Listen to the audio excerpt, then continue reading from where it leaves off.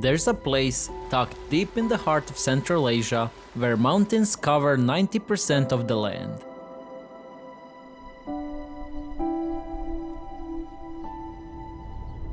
Where ancient Silk Road routes one crisscrossed between empires, and where even today nomadic life still shapes the rhythm of everyday moments.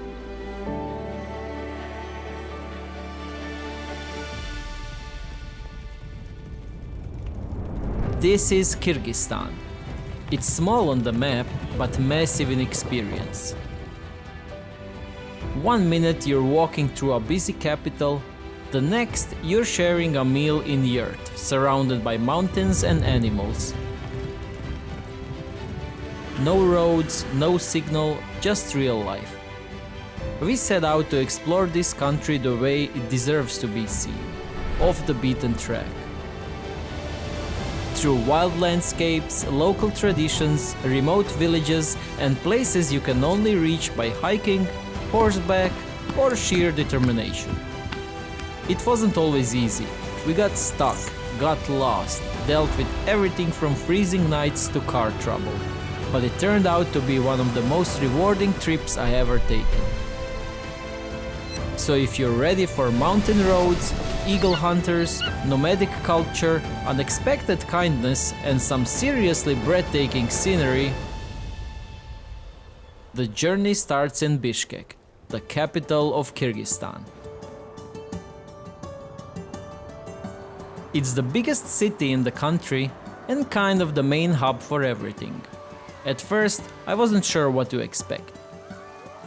You've got those old government buildings, big open squares, but also street markets, local food stalls, and tons of little quirks that make it feel different.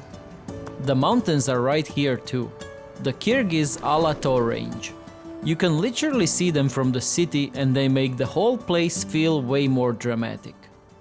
One of the first places I checked out was Osh Bazaar, which is probably the best way to get a feel for the local vibe. It's a huge open market, pretty chaotic but in a fun way. You can find everything there: fresh bread, spices, dried fruit, clothes, kitchen stuff. What stood out most was how friendly people were. A lot of them offered us samples, try this, taste that, even if we weren't buying anything. That made it feel less touristy and more like everyday life.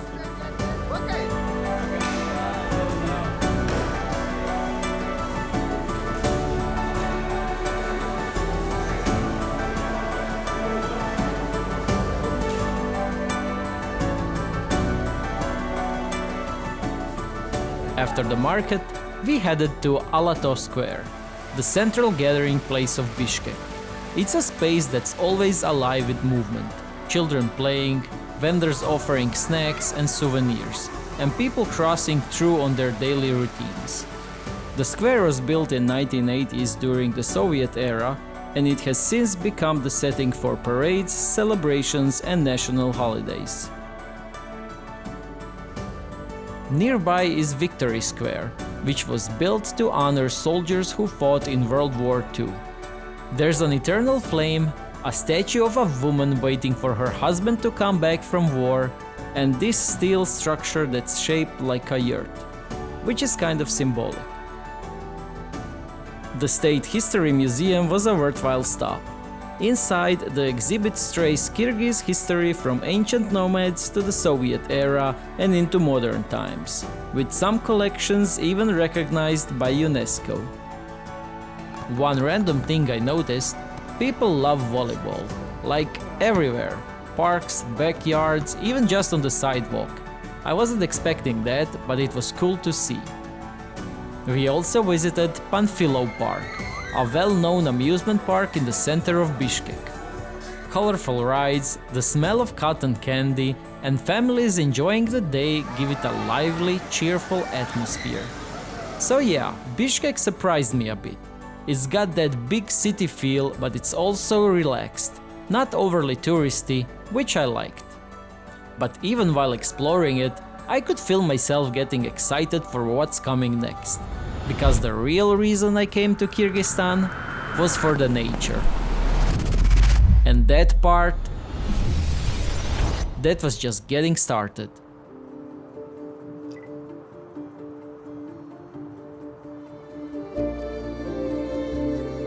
One of the first places we explored was the Valley of Forgotten Rivers, and the name really makes sense once you see it. It's a wide valley filled with the traces of ancient rivers that used to run down the mountains into Isikul Lake. Now they're dry, but the shapes they left behind are still clearly visible, long winding channels carved into the ground. The main canyon cuts through the center and it's wide enough to drive through, which we did. Dozens of smaller dried up streams branch off in every direction, spreading out across the valley. Behind you, there's a backdrop of snowy mountains, and if the light is just right, you can catch the turquoise shimmer of Isikul in the distance. There's also a hill you can climb for a better view. It's not a tough walk, but the perspective from the top makes a big difference. If you're there during sunrise or sunset, the way the light hits the landscape, casting shadows across the dried riverbeds, makes it feel even more special. It's one of those places where you really start to understand how much time shaped this land, slowly, over centuries, layer by layer. And from there, the journey shifted.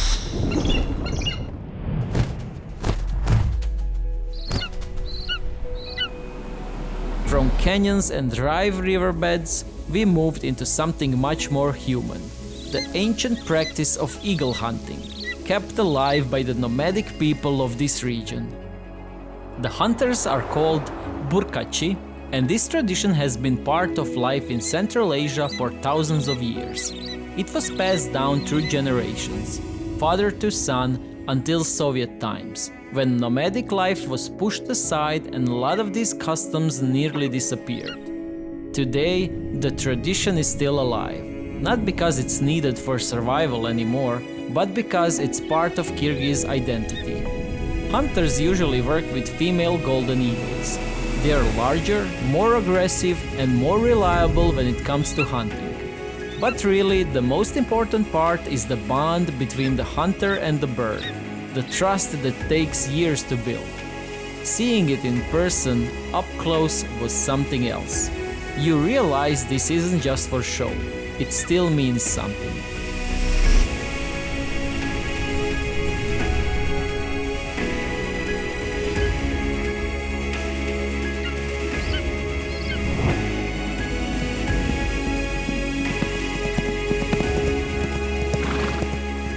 And to close out the day, we stayed a little longer to take in another part of Kyrgyz culture.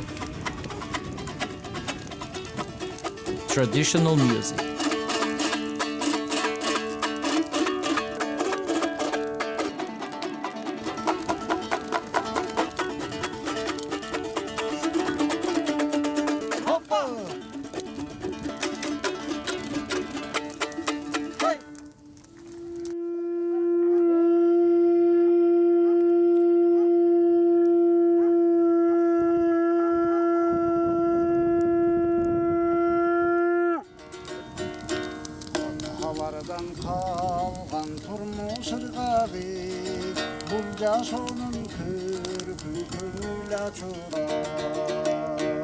A lot of the songs come from nomadic life.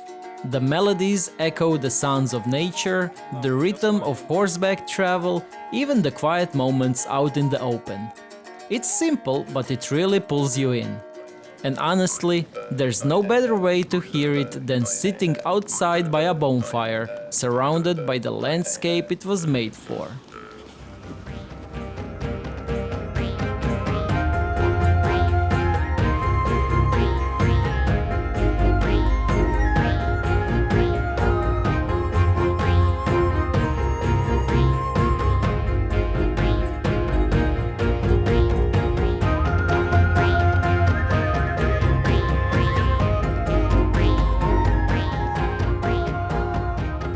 After that quiet night by the bonfire, music, mountains, and the crackling fire, I knew I wanted more of that. More space, more silence, so the journey continued. This time deeper into nature, somewhere more remote.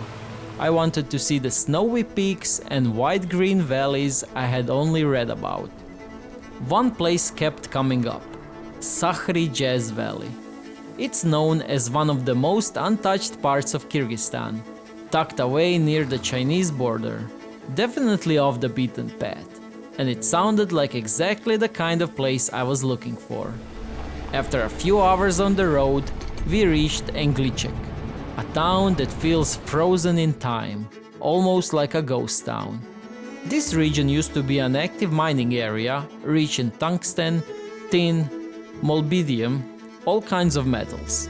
Back in the Soviet days, young people from across the Union came here to live and work, hoping to settle down. But when the Soviet Union collapsed, everything changed.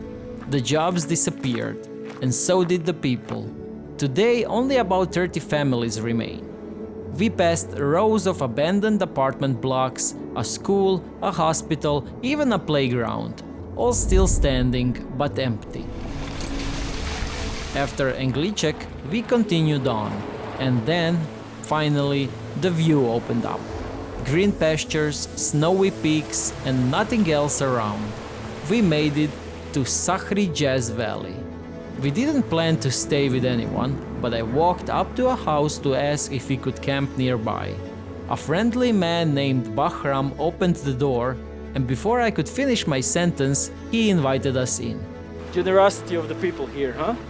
He offered us food right away, then gave us a quick tour of his home, which sits in one of the most beautiful spots I've seen, right beneath the mountains surrounded by open land. As we filmed, he got curious and started asking how the camera worked, so we handed it over and let him try for himself. Bahram shares this summer home with his brother Kanat and Azret, who's only 14. They spend their summers here looking after the animals. In winter, they move to Karakol.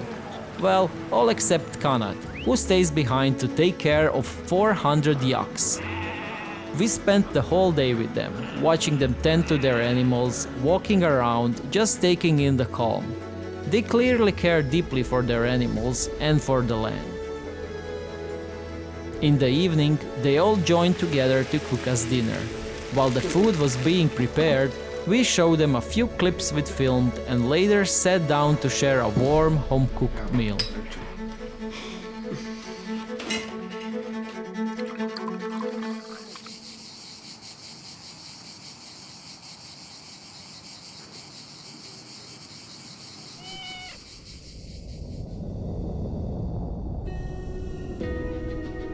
The next morning, we asked if we could borrow a couple of horses to get closer to the mountains. They smiled and nodded. No problem. The Sakuri Jazz Valley is a dream for anyone who loves raw nature. It stretches from 2,700 up to 3,600 meters above sea level. And on a clear day, you can even spot Khan Tengri, one of the tallest peaks in Kyrgyzstan, standing at 7,010 meters. We visited in August, and still the nights and early mornings were freezing. The Sakuri Jazz River runs through the valley, one of the biggest mountain rivers in central Tian Shan. It's fed by glaciers and melting snow from the Muzdak mountain range and flows for almost 200 kilometers before crossing into China. It felt like we were at the edge of the world, one of the most remote places I've ever been. And what made it even more special was the people. The way they welcomed us, without asking for anything, without even thinking twice. You don't see that often, especially not where I'm from. But here, it felt normal, and I won't forget it.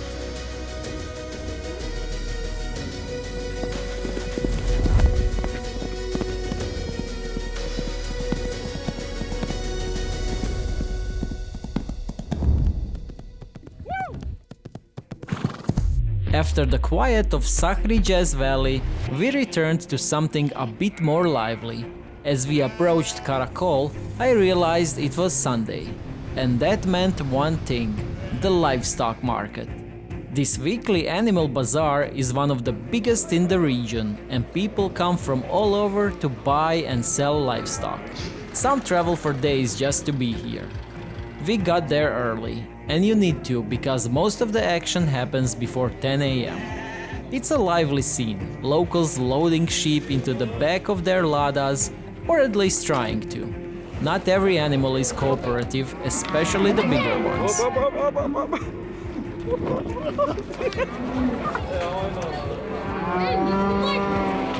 The market is split into two main areas, one for sheep and goats and the other for horses and cattle. I wandered through the rows, chatted with a few sellers, and even asked around about prices. 5 som, 5,000, 5,000. 10. 15. So it's like 150 euros for a goat. Whew. Okay, expensive.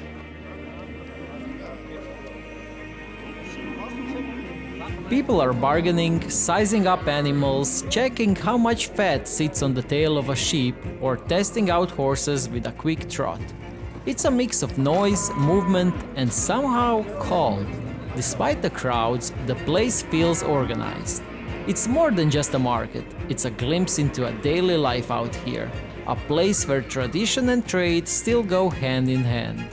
It was the perfect way to spend the morning before heading out again, back in the mountains. We had heard about Tosor Pass. Some people told us not to try it. A rough road, high altitude, weather can change fast. But we couldn't resist. Tosor Pass is one of the highest mountain roads in Kyrgyzstan, sitting at 3,893 meters above sea level. It crosses the Terskei Alato range, connecting the southern shore of Isikul to Narin region. It's not a road for just any car. You'll need a 4x4 and ideally some experience. There are river crossings, loose rocks, big boulders. It's not exactly smooth, but that's part of the fun. As we made our way through, we passed people living up here for the summer. Herders with their animals setting up camp in yurts. Sheep, goats, horses, all just wandering around freely. The scenery was unreal. Every few minutes it changed completely. Wide green meadows, rocky cliffs, snowy peaks. You're driving, but it never feels boring. And to enjoy all that at nearly 3,800 meters with fresh mountain air and complete silence, there's just nothing quite like it.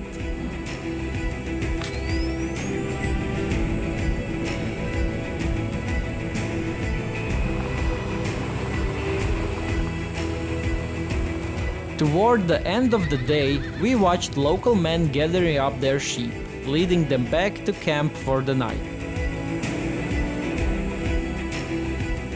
It felt timeless, so we parked the car, found a quiet hill above one of the yurts, and set up our tent. We decided to stay. The next morning, I wanted to learn more about what life's like up here, so we walked down to visit the family living nearby.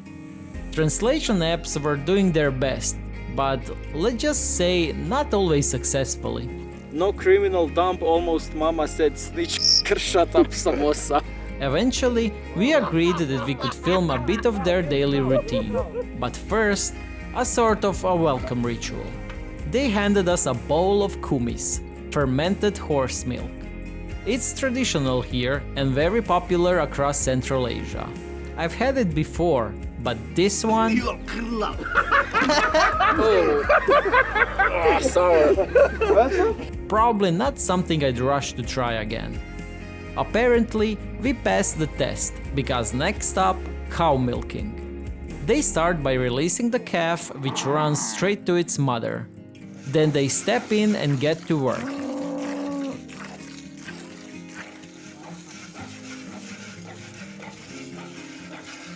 They offered to let me try. So I was raised in a village. I never did this, so Mom, Dad, hope this will make you proud. Just go, okay. Not working! Окей, все It's окей. empty. Да, еще сильнее, сильнее. Oh, this is hard. Look, Mom, I'm milking a cow. Turns out I'm terrible at it. It would probably take me a whole day to fill one bucket. Better to leave that to the professionals. After milking, it was time to let the goats out to graze. A young kid, probably no older than 15, took charge of them for the day. The adults, meanwhile, loaded up a truck and headed out, maybe to the market. It made me stop and think. Imagine spending the whole summer up here, completely off the grid, just you, the animals, and the mountains. I'm not sure I could do it for long, but there's definitely something peaceful about it. Something real. Far away from the noise and rush of everyday life. We continued driving through the Kichinarin Gorge, and it was honestly one of the most scenic stretches we'd seen so far. Winding roads, deep valleys, a river on one side, cliffs on the other. Just pure nature all around. Our goal, one of the most remote and beautiful places in the country, Lake Kulsu, near the border with China. You need a special permit to enter the area, so make sure that's sorted in advance. Getting there wasn't easy. The road through the mountains was muddy and rough. At one point, we were genuinely surprised we made it at all. Eventually, we reached Kokia Valley, the starting point for the hike. From there, you can either go on foot, hire a local jeep, or take a horse. But we decided to hike, partly for the adventure and partly because the scenery is just too good to rush through. The hike is about 7 kilometers, maybe 3 hours of walking. It's not too difficult, but there are a few challenges. At one point, you'll need to cross a river, and yes, the water is freezing. There's no way around it, you just go in. After the river, the trail climbs uphill, but the reward at the top is more than worth it. That's where you'll see it, Lake Kulsu. Sitting at 3,500 meters above sea level, surrounded by tall granite cliffs, the lake appears almost out of nowhere, glowing with this deep, unreal shade of blue. It was formed when a landslide, likely triggered by an earthquake, blocked the Kurumduk River, creating a natural dam. The lake now stretches more than 12 kilometers, and in some spots, it reaches depths of up to 80 meters. Once you arrive, there's usually a small boat and local guide available for a short tour across the lake.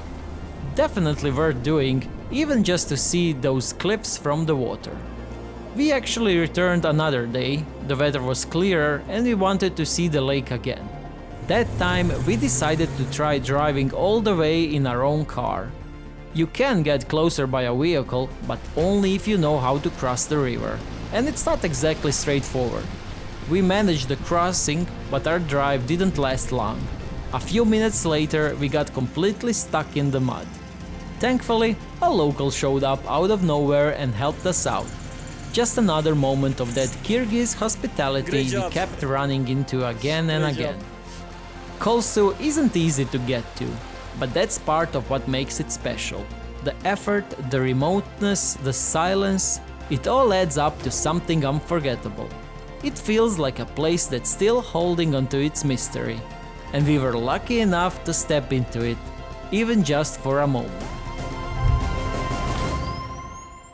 On our way back from Kulsu, heading toward our next destination, we made a stop at Tashrabat, a historic caravanserai along the ancient Silk Road.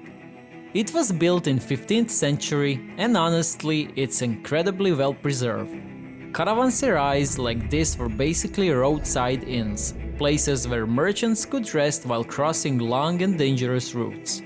This one was especially important because of its location. Sitting near the Tian Shan mountains, it wasn't just a place to sleep, it also offered protection from the elements and from robbers.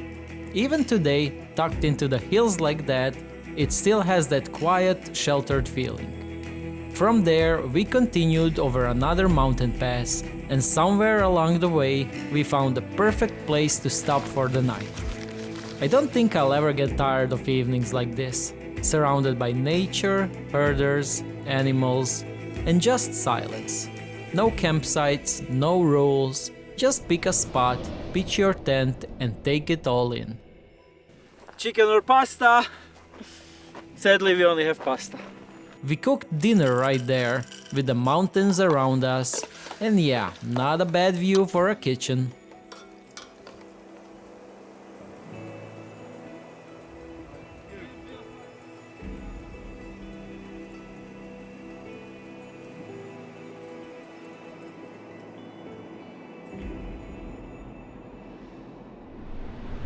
In the morning, we woke up to an incredible sunrise, the kind that makes it really hard to leave. We packed up, went through our usual routine, and set off again, this time toward another stunning lake, Sonul. At 3016 meters above sea level, it's one of the most popular destinations in Kyrgyzstan. The lake stretches over 278 square kilometers with an average depth of 8.6 meters, and it's completely surrounded by wide, untouched pastures. And as it turned out, our timing couldn't have been better. We arrived just as Kochkor Fest was kicking off, a local festival that turned out to be the perfect way to wrap up the trip. It was a great chance to dive deeper into local traditions and cultures. We saw dance performances, watched how borsok, the local fried dough, was made, danced a bit ourselves,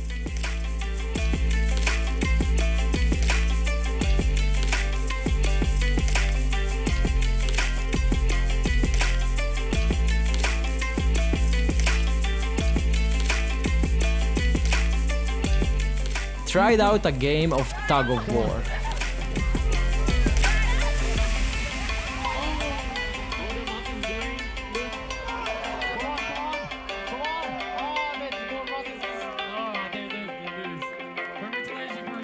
And then came the main event, the horse games. It started with air and ash, horseback wrestling.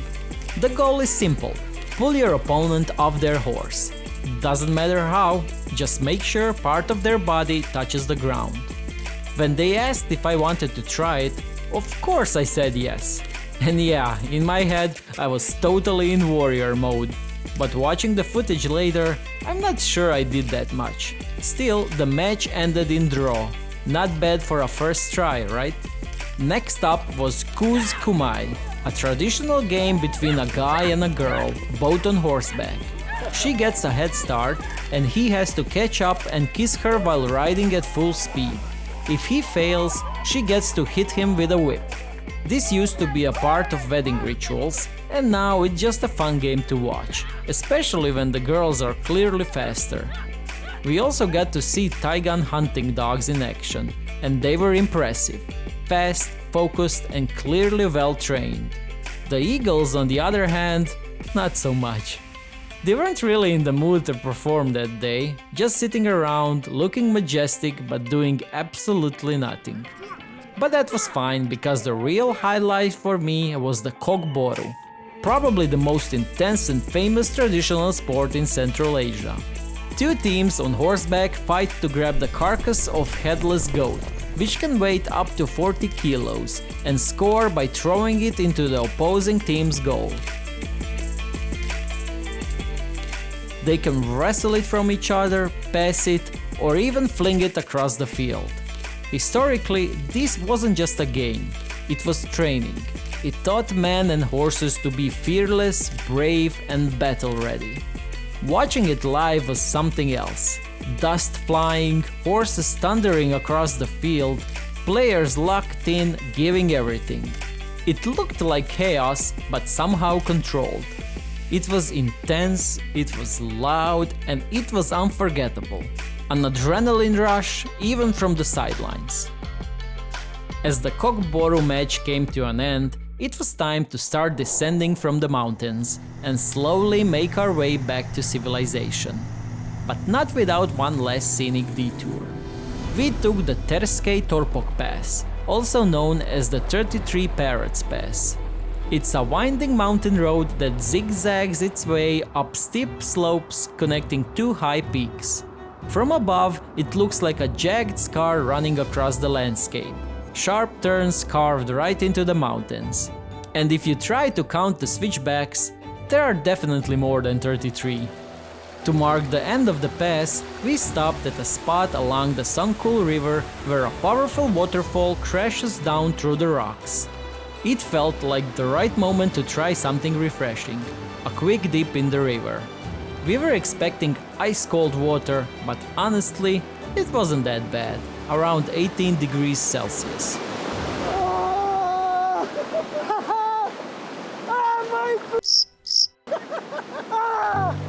Still, the hard part wasn't the temperature, it was standing still in the current. Staying in one place was a full body workout. But after days of dust, hikes and mountain roads, it was exactly what we needed. Kyrgyzstan is one of those rare places that still feels wild, still real, where you can keep your adventurous spirit alive. Ride through open valleys on horseback, drive across remote mountain passes, sleep under starry skies, and breathe in air that feels untouched. But what truly stayed with me was the people, their warmth, their generosity. Stranger inviting us into their homes, offering food, stories, a place to stay, no questions asked. That kind of hospitality, it's something I won't forget. This was one of the toughest trips I've ever done. We had our share of problems, especially with the car, but I wouldn't trade any of it, because I had a great crew with me and together we made something really special.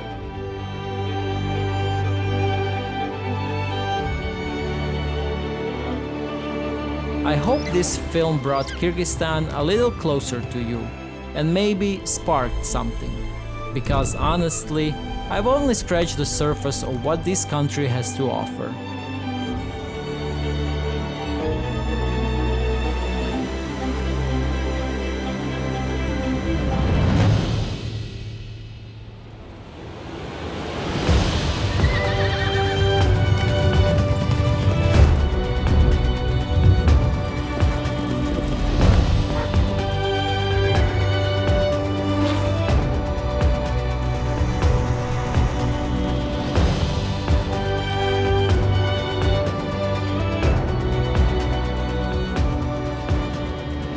And until we meet again on another adventure, keep exploring, keep dreaming, and stay curious about this incredible planet we all share.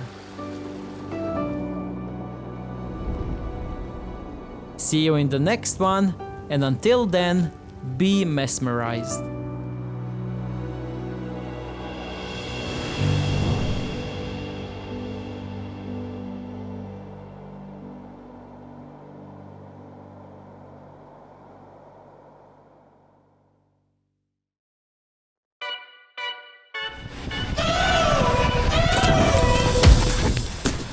Driving cars on the Mars tonight. We're blasting off to the stars tonight. We wanna go, go. We wanna go, go.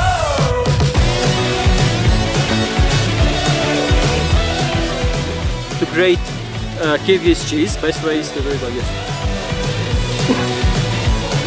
Hey guys, do you want me to do it for you too?